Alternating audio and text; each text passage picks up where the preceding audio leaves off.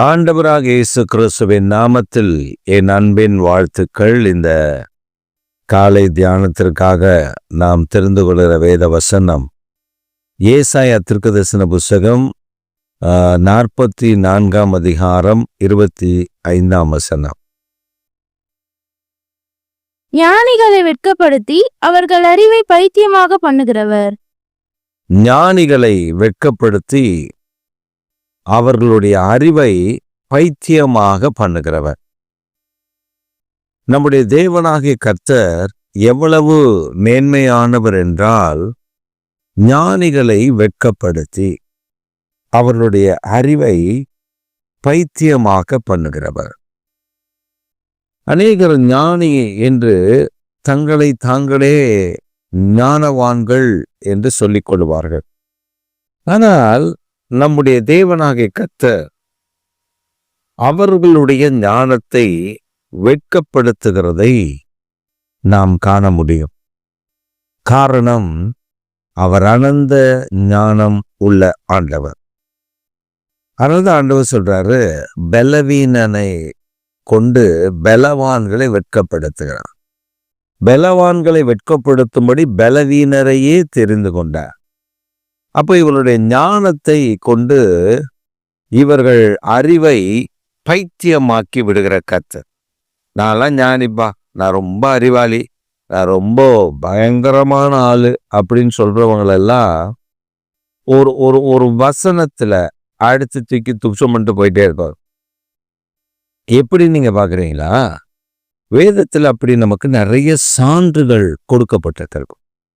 வேதத்தில் நிறைய சான்றுகளை நாம் கவனிக்க முடிகிறது, காண முடிகிறது. நீங்க பார்த்தீங்கன்னா, அறிவு ஆற்றல் குறைந்த, அதாவது ஆற்றல் சொல்றதை விட அறிவு ரொம்ப குறைந்த நிலைமையில இருக்கக்கூடிய ஒரு சிலரை கொண்டு கர்த்தர் பெரிய காரியங்களை நடப்பிக்கிறதை வேதத்தில் நாம் காண முடியும். பேதுரு, நீங்க உதாரணமா பேதுரு எடுத்துட்டீங்கன்னா, அவருடைய வாழ்வில் ஒரு மூன்றரை வருஷம்தான் இயேசுவோடு இருந்தார். 3 வருஷம் இருந்திருக்கலாம், இயேசுவோடு இருந்தார். ஆனா நீங்க அவருடைய நிருபங்கள், அவருடைய செயல்பாடுகள், அவருடைய காரியங்கள் எல்லாம் பார்த்தீங்கன்னா, பரிசுத்த ஆவியானவர் அவருக்குள்ள வந்த பின்பு, பரிசுத்த ஆவியானவருடைய ஆளுகைக்குள்ள பேதுரு வந்த பின்பு பேதுருடைய வாழ்க்கை தலைகிட மாறிடுச்சு. கர்த்தர் பேதுருடைய வாழ்க்கைய பெரிய அளவில் ஒரு மாற்றத்தை, ஒரு பெரிய மகிமையான காரியத்தை செய்கிறதை காண முடிகிறது. அப்ப ஞானவான்கள், பெரிய ஞானி நான் அப்படின்னு சொல்ற ஆளுடைய ஞானத்தை நம்முடைய ஆண்டவர் பைத்தியமாக்கி விடுகிறார். அவனுடைய ஞானம், அவனுடைய அறிவு, அவனுடைய புத்தி, அவனுடைய கணக்கு எல்லாவற்றையும் பேதுருவை கொண்டு ஆண்டவர் குப்பையாக்கினார். அது மட்டும் இல்ல, மோசே பாருங்க, சகல கலைகளையும் கற்று தேர்ந்தவன். 40 ஆண்டு காலம், ஒரு வருஷம் 2 வருஷம் இல்ல, 40 வருஷம் ஆடு மேய்க்க விட்டார். அவன் ஆட்டுக்கு பின்னாடி போனதுனால தேவனாகிய கர்த்தர் அவன் அந்த மோசே கிட்ட பேசும்போது மோசே சொல்றாரு, ஆண்டவரே, நீ பேசுவதற்கு முன்பாகிலும் பேசினதற்கு பின்பாகிலும் நான் வாக்கு வல்லவன் அல்ல. என் நாக்கெல்லாம் கட்டையா போச்சு. காரணம், இந்த ஆடுகளோடே நான் குடும்பம் நடத்தி, ஆடுகளோடே பேசி, ஆடுகளோடே நான் சுத்தி வந்து சொல்லியே என் நாவு நல்ல ஞானமா இருந்த நாவு ஒண்ணும் இல்லாம போச்சுப்பா. அதனால நீங்க வேற யாரையாவது பாருங்க அப்படின்னு சொல்லி ஆண்டவருக்கே டஃப் கொடுத்தாலும் நம்ம மோசே. ஆனா இந்த மோசையை கொண்டுதான் 5 ஆகமங்கள் எழுத பண்ணார். ஆதி ஆகமும், யாத்திராகமும், லேவியராகமும், எண்ணாகமும், உபாகம். இந்த பஞ்ச ஆகமும் தான் பென்டடெக். இந்த 5 புத்தகம் தான் ரொம்ப முக்கியமான புத்தகம், தோரா. இதை எழுத பண்ணினது கர்த்தர். கர்த்தர் சொல்ல மோசே எழுதினார். அப்ப பாருங்க எவ்வளவு ட்ரைனிங் கொடுத்துருக்காரு பாருங்க. ஆட்டுக்கு பின்னாடி போனால்தான் ஆண்டவர் தரன்னு மோசையை பிடிச்சிட்டு வந்து உட்கார வச்சு என்னென்ன வேலையை பார்த்துருக்காரு பாருங்க. இதுதான் கர்த்தர். இன்னொன்று பாருங்க, மோசேக்கு பூமியில ஒரு ஆசரிப்பு கூடாரம் எப்படி செய்ய வேண்டும் என்பதை பரலோகத்தின் மாடலை காட்டுறார். மோசே பரலோகத்தின் மாடலை பார்த்துட்டு பெசலேயல்னு ஒரு ஆளை கர்த்தர் எழுப்பினப்ப அந்த பெசலேயலுக்கு அந்த ஞானத்தை ஆண்டவர் கொடுத்துட்டார். இப்ப அந்த ஞானம் வந்த உடனே பூமியில இருக்கிறவெல்லாம் சொல்லுவா, உனக்கு என்னப்பா தெரியும், எங்களுக்கு தெரியும் பாரு, ஐடியா பாரு, அப்படி இப்படின்னு. ஆனா பெசலேயல பூமியில இருக்கிறதெல்லாம் நம்ம ஆளுங்க சில நேரத்துல ட்ரேஸ் அவுட் பண்ணிடுவாங்க. ஆனா பரலோகத்தில் இருக்கிறதையே மோசே ஐடியா சொல்ல, இப்படி இப்படி இருந்ததுப்பா அப்படின்னு சொல்ல உடனே அவன் கப்புன்னு பிடிச்சிக்கிட்டு அதை அப்படியே தரிசனமா கண்ணுக்கு முன்னாடி கொண்டு வந்து செஞ்சிட்டான். மோசே பார்க்குற, என்னப்பா நான் சொன்னதை அப்படியே செஞ்சுட்டேன். இதான் கர்த்தர் பெசலேயல கொடுத்த ஞானம். எந்த காலேஜில் போய் படித்தா, எந்த ஆர்கிடெக்டில் போய் படித்தா, இப்போ பாருங்க நிறைய பாலம், மேம்பாலம், ஏர்போர்ட்டு,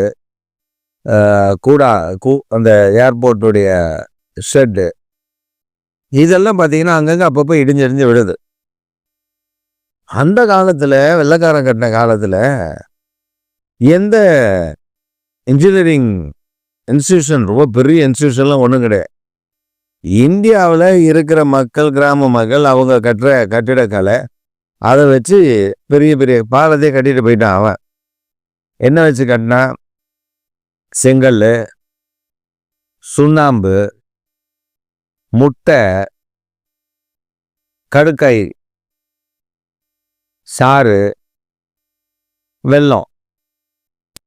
இந்த வெல்லம், கடுக்காய் சாறு, இந்த முட்டை இதெல்லாம் உடைச்சி போட்டு இதோட சுண்ணாம்போட நல்லா உலக்கைய வச்சு இடிச்சு அதை சாந்தாக மாற்றி அந்த சாந்தை வச்சு கல்லை வச்சு அடுக்கி கட்டினாங்க. அப்படி கட்டப்பட்ட கட்டிடங்கள் இன்னும் இருக்கு. நீங்க அதுல கடப்பாறையோ இல்லை அளவங்களோ அல்லனா நீங்க அந்த இடிக்கிறது நீங்க போய் அதுல தட்டினீங்கன்னா அந்த இடிக்கிற இரும்பு ரிட்டர்ன் வரும். அப்படி நாங்க ஒரு கட்டிடத்தை உடைச்சு பார்த்தோம், வரல, உடைக்க முடியல, அவ்வளோ ஸ்ட்ராங்கா இருக்கு. இன்னைக்கு என்னென்னமோ டெக்னாலஜி, ஆர்கிடெக்ன்றா, அந்த டெக்குன்றா, இந்த டெக்குன்றா. ஐயோ, ஞானத்தின் உச்சகட்டம். இதுக்கு இத்தனை ரேஷியோவில் போட்டாதான் கம்பியில கிரிப்பா பிடிக்கும், கம்பியில கப்பா பிடிக்கும்ன்றா. கொஞ்ச நேரத்துல பாருங்க அந்த பாலம் கீழே கிடக்குது. கட்டிட்டு ஓப்பன் பண்றான். ஓப்பன் பண்ணிட்டு ஒரு மாசத்துல வெள்ளம் வந்துச்சுன்னா, மழை பெஞ்சதுன்னா, கார் கொஞ்சம் வேகமா போச்சுன்னா டொப்புன்னு காணா போயிடுது இந்த பாலம். அப்ப அந்த இன்ஜினியர் கூட, நீ என்னப்பா கட்டினா, நான் நல்லா தாங்க கட்டினேன், அது வீக் ஆயிடுச்சு. இப்போ பாருங்க, எங்க ஊர்ல ஒரு bus stand, smart city bus stand கட்டிருக்கான். கட்டி ஓப்பன் பண்ணி ஒரு மாசம் கூட இல்லை, 2 மாதம் 1.5 மாசம் ஆக போகுது. அவ்வளோ, 1 மாசம் 1.5 மாசம், அவ்வளோதான். இதை விட 10 இடத்துல உடஞ்சிடுச்சு. 10 தூண் பீம் போட்டிருக்கான். பீம்ல உடஞ்சி கொட்டுது ஜல்லி மண்ணெல்லாம். அப்ப எந்த அளவுக்கு பணத்தை வாரி இறைத்து கட்டியிருப்பாங்கன்னு பாருங்க. ஞானம், அவன் ஞானத்தெல்லாம் பைத்தியமாக்கிடுவார். தேவனுடைய பிள்ளைகளுடைய ஞானத்தை தான் அனந்த ஞானமாய் மாற்றுகிறார். இப்ப உதாரணத்துக்கு பார்த்தீங்கன்னா, இந்த செய்தியை கேட்குற நீங்க அதிக ஞானவான். எப்படின்னு கேட்குறீங்களா? உங்ககிட்ட தான் கர்த்தர் பேசுவார். நீங்க ஜெபம் பண்ணினா உங்ககிட்ட கர்த்தர் பேசுவார். அவன்கிட்ட பேசுவாரா? பேச மாட்டார். அவன் மேக்ஸில் கணக்கு போடுவான். கணக்கில் மேக்ஸில் போடுவான். இது இப்படி, இது அப்படி, இது அப்படி, இது இப்படின்னு போடுவான். இதுக்கு போட்டால் இவ்வளோ வரும், அதுக்கு போட்டால் அவ்வளோ வரும், அதுக்கு போட்டால் இவ்வளோ வரும்னு. கர்த்தர் சிம்பிளாக சொல்லுவார், தேவனுடைய ஊழியத்துக்கு கொடுத்துப்பார். உனக்கு வருகிற ஆசீர்வாதங்கள் வேற. அதாவது விதைக்கிறது நல்ல நேரத்தில் விதை, அது நீ எவ்வளோ விதைக்கிறியோ அதுக்கு தகுந்த மாதிரி உனக்கு கிடைக்கும் அப்படின்லாம் நிறைய பேர் பேச மாட்டாங்க. நான் அப்படி சொல்ல வரல. நல்ல நேரத்தில் விதை, அப்பொழுது கர்த்தர் அதற்கேற்ற அறுவடையை தருவார். இப்போ நீங்கள் வேதத்தில் பார்த்தீங்கன்னா, அப்போஸ்தலர் 10ஆம் அதிகாரத்துல கொர்நேலியை குறித்து வேதம் சொல்லுகிறது, அவன் ஐஸ்வர்யவான், அவன் 100க்கு அதிபதி. ஆனா தேவனுடைய ஆலயத்துக்கு, தேவனுடைய ஊழியத்துக்கு, தேவனுடைய திருச்சபைக்கு எல்லாத்துக்கும் தான தர்மம் பண்ணி, அந்த சபைகளுக்கெல்லாம் சினகாக் அப்படின்னு சொல்லுகிற சிற்றாலயங்களுக்கெல்லாம் அவன் நிறைய நன்மைகளை செய்ததை பரலோகம் கவனித்து தூதன் அனுப்பி, ரட்சிப்பு உனக்கு தூரமா இல்லப்பா, ரட்சிப்பை பெற்றுக்கொள் அப்படின்னு சொல்றான். பெரிய பெரிய கோடீஸ்வரர் இருப்பான், அவன்கிட்ட ரட்சிக்கப்பட்டீங்களான்னு கேட்டு பாருங்களேன். அப்படின்னா என்னன்னுவான், 4000 கோடி கடன் இருக்குது, எப்படி கடன் வாங்குறது அப்படின்னா சொல்லுவான், இப்படி இப்படி கொடுத்தீங்கன்னா, இந்த மாதிரி கொடுத்தீங்கன்னா அது கடன் கிடைக்கணும். ஆனால் ரட்சிப்பை பற்றி கேளுங்க, அவனுக்கு தெரியாது. இந்த பூமியில் எல்லாத்தையும் ஆதாயம் பண்ணி இங்கே எல்லாத்தையும் விட்டுட்டு போயிடுவான், பரலோகத்துக்கு போக முடியாது. ஆனால் உங்களுக்கு எனக்கு ஒரு பாக்கியத்தை கற்று தந்திருக்காரு, பரலோக பாக்கியம். இங்கே இந்த பூமியில் நாம் குறைவுள்ளவர்களாக இருக்கலாம், ஆனால் நமக்காக வைத்திருக்கிற மோட்சம் பரலோகம் என்பது பெரிய ஆசீர்வாதங்கள் நிறைந்த ஒரு இடத்தை உங்களுக்காக எனக்காக ஆண்டவர் நிரப்பி வைக்க. அப்போ பெரிய ஞானவான்களை வெட்கப்படுத்தி அவமானப்படுத்தி அவனை பைத்தியமாக எண்ணுகிறது தான் கர்த்தருடைய வேலை. உங்களை என்னையும் ஞானம் இல்லை, நான் படிக்கல, எனக்கு அறிவில்லை, எனக்கு அது இல்லை, எனக்கு இது இல்லை நீங்க சொல்றீங்கல்ல, நீங்க ஜெபம் பண்ற ஜெபத்தை பரலோகம் கேட்டு உடனே விடுதலை தரும். வியாதியிலிருந்து சுகம் கிடைக்கட்டும், பிசாசு ஓடுறதா இருக்கட்டும், அற்புதங்கள் நடக்கிறது நீங்க கரங்களை வச்சா நடக்கும். அவன் 5000 கோடிக்கு அதிபதியா இருப்பான், 10,000 கோடிக்கு அதிபதியா இருப்பான், 100 கோடிக்கு அதிபதியா இருப்பான். அவனை வந்து கை வைக்க சொல்லுங்க, அது அவனை இழுத்து போட்டு சாச்சான்னு சாத்திடுவான். இதான் பெரிய ஞானவான்களை சாதாரண ஆட்களை கொண்டு வெட்கப்படுத்தி விடுகிறது. இது நம்முடைய தேவனாகிய கர்த்தர் இந்த நாட்கள்ல செய்ய போகிறார், செய்துட்டு இருக்காரு. ஆனா பெரிய அளவுல இனி வரக்கூடிய காலங்களில உங்கள் ஒவ்வொருவரை கொண்டு, இந்த செய்தியை கேட்கிற உண்மையாய் ஜெபிக்கிற உங்கள் ஒவ்வொருவரை கொண்டு ஆண்டவர் பெரிய காரியங்களை செய்ய போறதை நீங்க பார்க்க போறீங்க. ஆச்சரியமான காரியங்களை செய்ய போறதை நீங்க பார்க்க போறீங்க.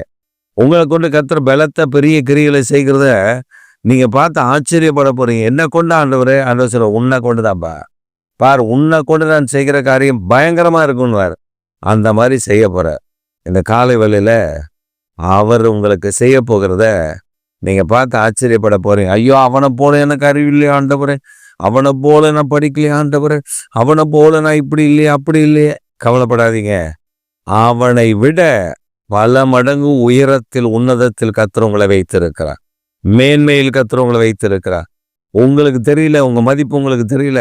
கர்த்தருடைய அபிஷேகத்தின் வல்லமை உங்களுக்குள்ள இருக்கிறது, அது நுகங்களை முறுக்கும், கட்டுகளை அறுக்கும். அதனால இந்த காலை வேளையில பெரிய பெரிய ஞானவான்களை வெட்கப்படுத்த உங்களை போன்ற ஆட்கள் தான் ஆண்டவருக்கு வேணும். உங்களை கொண்டுதான் அவனெல்லாம் ஒன்றுமில்லாமல் உங்க முன்னாடி கை கட்டி முழங்கால் படிட்டு, ஐயா எனக்காக ஒரு ஜெபம் பண்ணுங்கன்னு சொல்லுகிற அளவிற்கு கர்த்தர் வைக்க போகிறார் என்பதை மறந்து விடாதீர்கள். ஆமென், ஆமென்.